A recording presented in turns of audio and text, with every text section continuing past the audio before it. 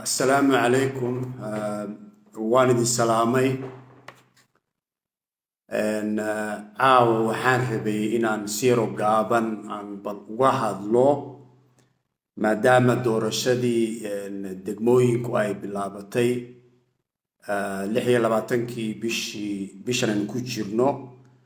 ayna dhammaan doonto haddii Ilaahay cimri nagu gaarsiiyo 8 bisha lixaad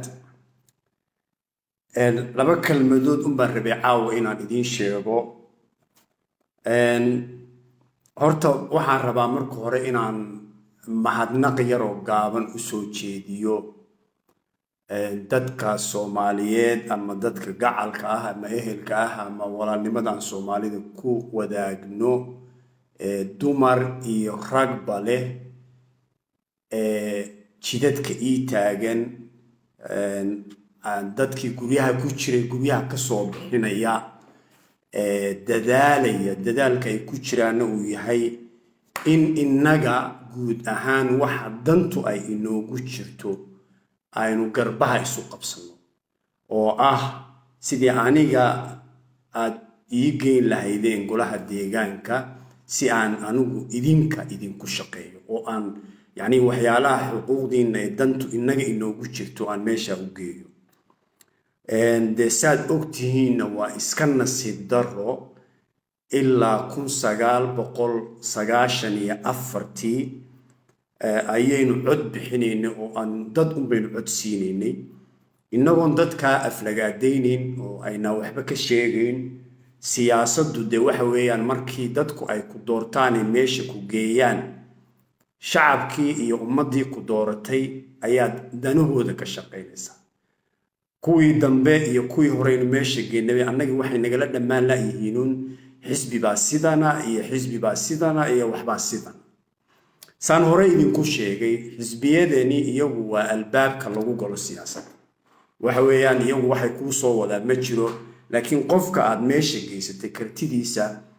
isaga baa la iman kara qofkaas hadduu yahay qof karti leh oo wax bartay wax fahmaya ay isaga si wanaagsan shacabkiisa ugu adeegi kara xisbigaasna isticmaali kara si dadkiisa ugu caawiyo marka waxaan rabaa inaan idin sheego doorashadani ma aha anigu mid gaar ii ah oo yani aniga keligay gaar ii ah waa mid inagoo dhan inaga dhaxaysa yani waxa weeyaan haddaynu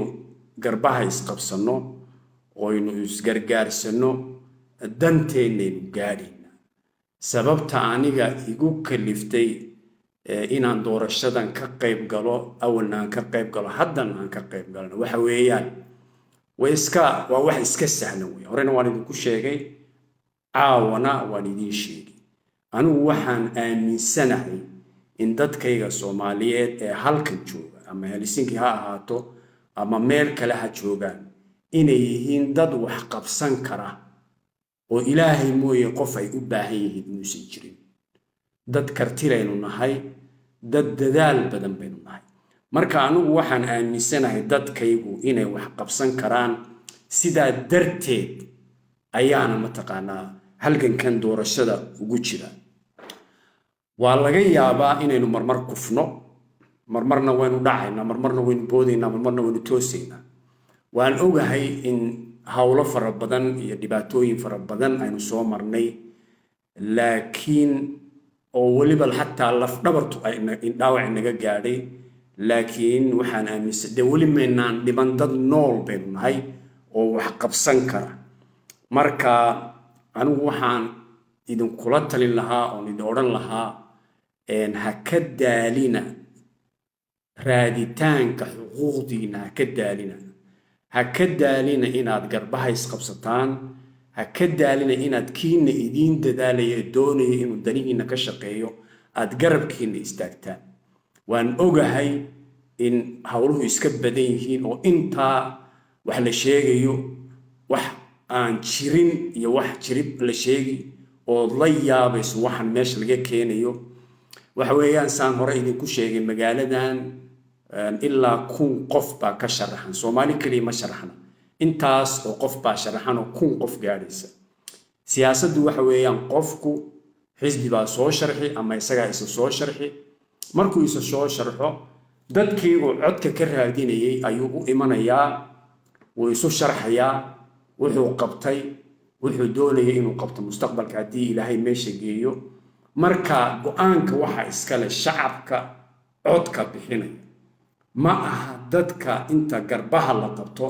oo la jojoobiyo in la yidhaahdo war in adeerkaabaa sharaxan midaad tuulo ka wada timaadeen baa sharaxan midaad halkan wadaagtaan baa sharaxan ma aha yacni taas dee qofku inuu waxsi ka yahay ma qof kasta oo soomaalihi oo maanta halkaa ku nool uu ka dharagsanya taasi inaysan meelna ina gaadhsiina uu ka dharagsanya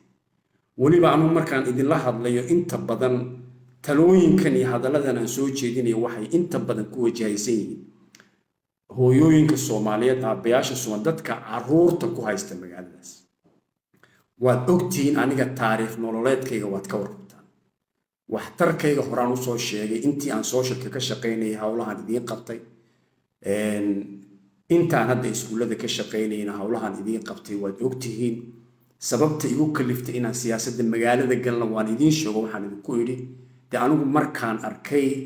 muxuu ahaa ii sheeg carqaladaha shacabkaygu ay ku sugan yihiin ama ku soo socda waxaan doorbiday inaan u dhaqaaqo qof walbana oo sharaxan ama qof walbana wuxuu leeyahay rikood waxbaa laga reebaa qofkaas waxbaa yacni taariikh buu leeyahay hadalladan aad ku hadlayso rikood baa ka hadhaya marka idinku marka ay dadku idiin yimaadaan ay ku leeyihiin codka isii dee wax macnaa ma keenayso waa inaad qofka rikoodhkiisa waxqabadkiisa waxa uu ummadda tarayo iyo waxa uu soo wado waa inaad baadhaan anigu waxaan kolley idinkula talin lahaa qofka siyaasiga ah ee sharaxan wax alla wixii aad doonaysaan dadkiina aflagaadada wada qaarkoodu ka sheega ama aniga ha ahaa waxaad doonaysaan akhriya laakiin midaan idinkula talinaya waxa weeyaan qofka diintiisa ha faragelinina waxa weeyaan dad islaamaynu nahay ilaahay baa qof walba daalacanaya qalbigiisa adigu mas-uul kama tiid waxa weeyaan godkii yaraa ee madoobaa ayaa qof walba sugaya xisaabtan baa imanaya ilaahayna wuxuu kugu yidhi calayhi salaatu wasalaam rasuulkeenuna nagula dardaarmay qofka bini aadamka inuu carabkaaga iyo adinkaaga ka nabad galo marka anigu waxaan kula talin lahaa in dadka waxaan kula talin lahaa waxyaalaha qaarkood la ordaya inay aad uga fikiraan waxyaalaha qaarkood xataa inay shirki keeni karaan meeshan hadda loo socdaa ma aha jannatul firdowsa laguma ordayo waa meel yar oo uu qofku doonayo oo keliya wixii uu dadkiisa ku dhaamo inuu uga faa'iideeyo aniguna saan mukhtaar abiib aaminsanahay ama aqoonteedu ha i gaadhsiiso ama kartideedu ha i gaadhsiiso ama khibraddeedu ha i gaadhsiiso waxaan ogahay meesha haddii ilaahay uu inoo fududeeyo waayo dadaal kasta ood samayso orod kasta ood orodo wixii ilaahay kuu qoray unbaad heli ama bood ama dhac taa horta waa inaad mar walba ku xisaabtantaa laakiin anigu waxaan aaminsanahay shacabkaas soomaaliyeed hadday maanta ii gartaan inaan meeshaa u tago mataqaanaa codka i siiyaan inaysan marna aniga igu khasaarin waan idiin sheego waxaan idinku idhi lugta haddaan halkaa la galo ilmo yar oo soomaaliyeed in gurigiisa laga kaxeeyo dagaalkaan bilaabo waan ku soo celin aqalkiisa hadday dhacdo in laga kaxeeyo dagaal baan bilaabi waan dadaali intii tabartay walowda anoo shaqaale caadiya ayaad ogtihiin intaas oo reer oo soomaaliya qaarkood hadda ay dhegaysanayaan iyo arkayaan inaan u soo celinay reerkooda dadaal aan u gallay awgeed iskuullada sidoo kale waxa weeyaan waan ogahay xaaladda carruurta soomaaliyeed ee dhigata iskuullada hoose dugsiyada hoose dhexe ay ku sugan yihiin waxyaalo badan oo idaan idinku ogeyn ayaanu ognahay oo annagu aanu ku dhex jirnaa marka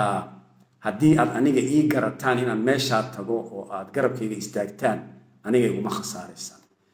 takreen idiin sheegay waxa weeyaan qof walba oo sharaxan rikood buu leeyahay in adeer baanu nahay iyo abti baanu u nahay iyo adeer baanu u nahay iyo helsin kawlkii baltusta kama shaqayso meeshaasi hawl baa taala mas-uuliyad adag weeyaan wax sahlan ma aha wax fudud ma aha war anigu waan idinla talinaya caawa وانا ديرين قلنا يا عاو doorashadii waxay bilaabatay 26 bisha waxayna dhamaanaysaa baan idinku 8 bisha intii codka isiisay waan u mahadnaqayaa waana ku mahadsantii ilaahayna waxaan ka baryayaa in wax khayr leh idinkana idinku bedelo anna wax khayr leh ilaahay iga dhigo oo aan mas'uuliyadda aad isarteen aana ku ceeyoobin si sharaf leh aan uga soo baxo dad badan baa jira oo aan wali codkii bixinin war codkiina bixiya qoladii in eriyanaysay ee inagu kacsaneed waxaa laga yaabaa waddankan xataa inay doorashada badiyaan hadday xubno fara badan ku yeeshaan golaha deegaanka Helsinki Espoo Vanta waxyaalo fara badan oo carqalada ayay ina gelin karaan marka waxa weeyaan haddii inagu aynu dad kartila ku yeelana meesha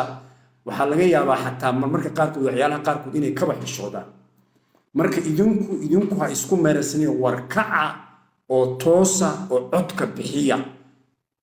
kugu qaadan maysa 2 minute kugu qaadan mayso haddaydan tegi karin soo maaha telefoonka naga waad haysataan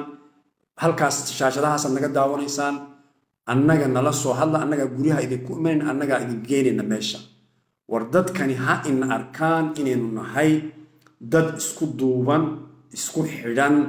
oo xuquuqdooda raadsanaya waxa inoo dhamaanaysa sanadkii 31aad Finland caruurtii aynu Finland ku dhalay jaamacaday ka baxeen caruur heeray samaysteen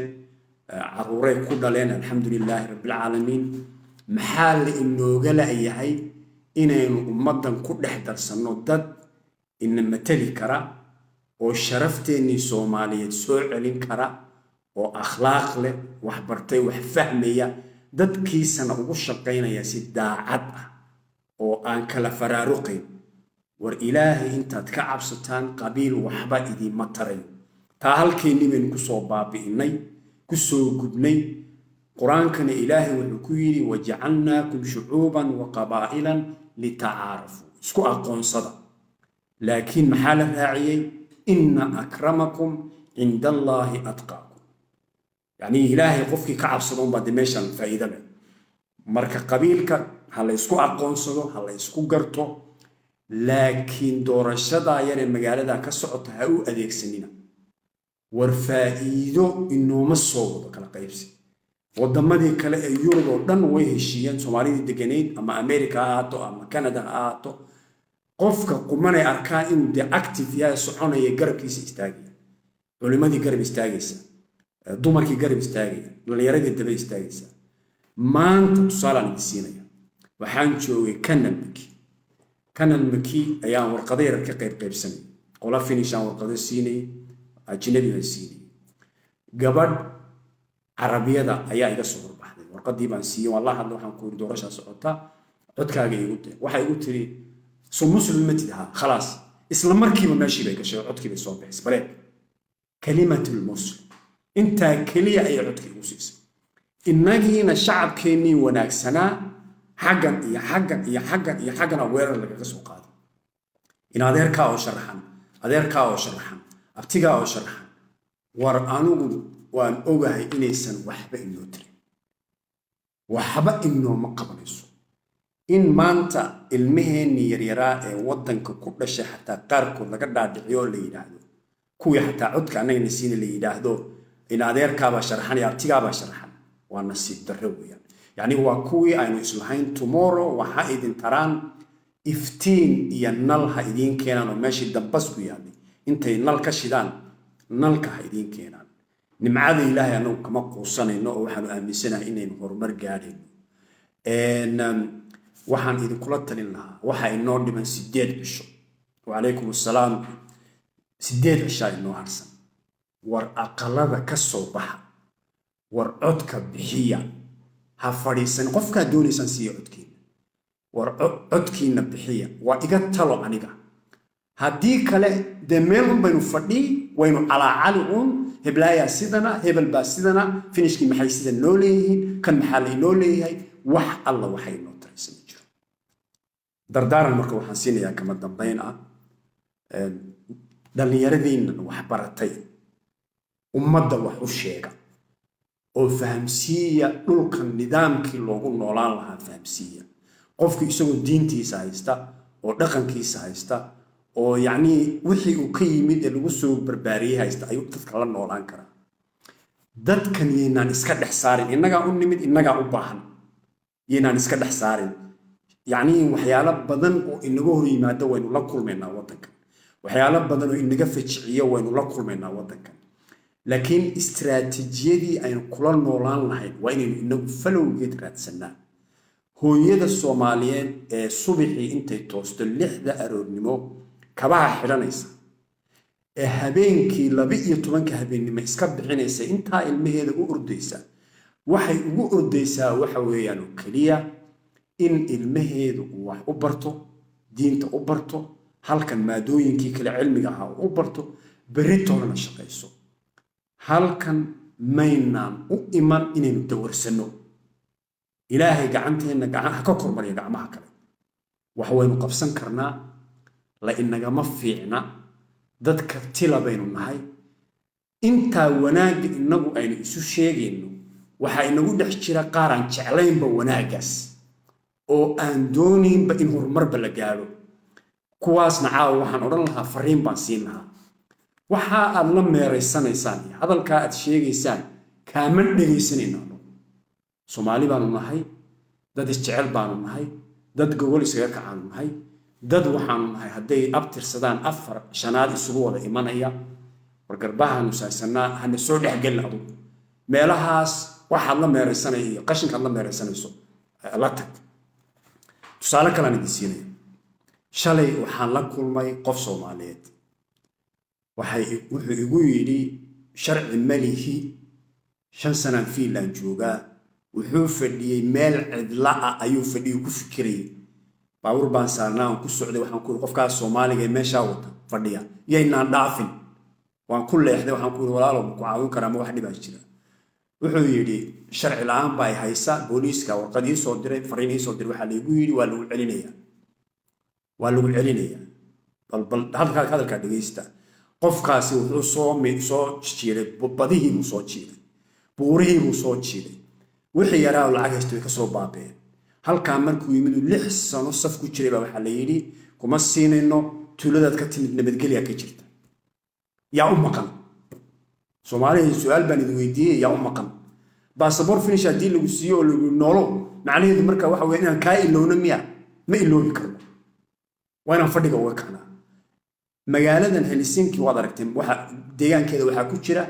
wasiirkii arrimaha gudaha fadhiya dad baa inoogu jira ma waxay garan waayeen xataa intay u tagaan inay loobin intay sameeyaan ka dhaadhiciyaan ay yiraahdaan dadkan Soomaalida ee imanaya qaxootiga rafaad iyo mashaakil bay soo mareen fiiro gaar ah lagu eego maxay anaga xisbi u noo dabooda xisbi baa kana ma afayeen u yihiin iyo xisbiyada wadankan waligood way ka dhisnaan jireen dadkooda u dhisteen iyaga iska ka jecel iyagu wadan wanaagooda bay ka shaqeeyaan anaga ha noola iman xisbi dad islaamaan nahay أشهد أن لا إله إلا الله وأشهد أن محمدا رسول الله بن آمين سنة منافق نقول أنك بين النوشي كان حزبي ينكجر سيدنا كان سيدنا أنا ليه أنك حزب هذا أدو أفريان وطاي أوعو لكن أنا ضد كان نجار أفريان وما ماشي بقرينا يا كم تدكس